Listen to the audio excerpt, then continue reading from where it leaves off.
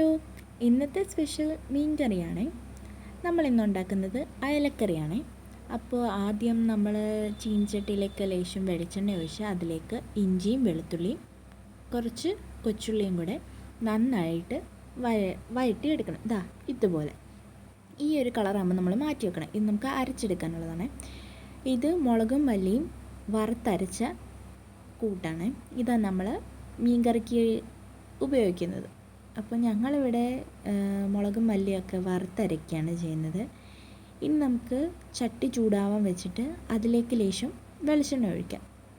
ചൂടായതുകൊണ്ട് ആ പുക വന്നുകൊണ്ടിരിക്കുന്നത്. ഇനി അതിലേക്ക് ലേശം കടുകിട്ടിട്ട് നമ്മൾ നേരത്തെ അരച്ച് വെച്ച ഉള്ളിയും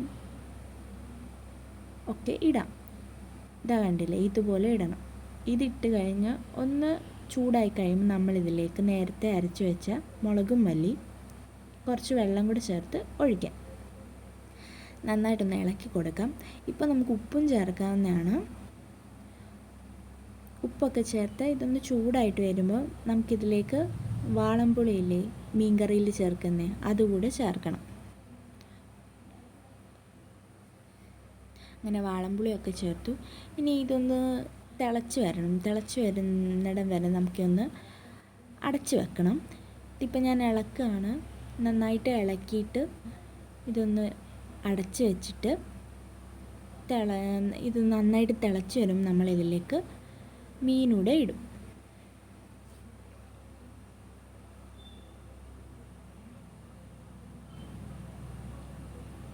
അങ്ങനെ കഴുകി വെച്ചേക്കുന്ന അയല നമ്മൾ ഇതിലേക്ക് ഇടുകയാണ്.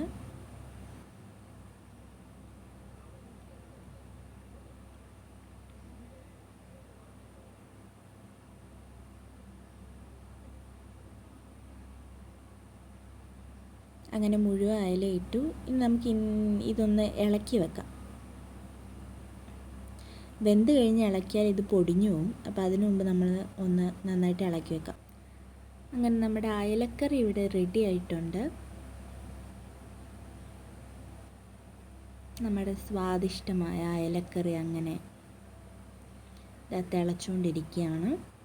കുറച്ചുകൂടെ കഴിയുമ്പോൾ നമുക്കിത് എടുത്ത് മാറ്റാവുന്നതാണ്. അങ്ങനെ നമ്മുടെ സ്വാദിഷ്ടമായ അയലക്കറി ഇവിടെ റെഡിയായി. ഈ വീഡിയോ ഇഷ്ടമായാൽ ലൈക്ക് ചെയ്യുക, ഷെയർ ചെയ്യുക, സബ്സ്ക്രൈബ് ചെയ്യുക.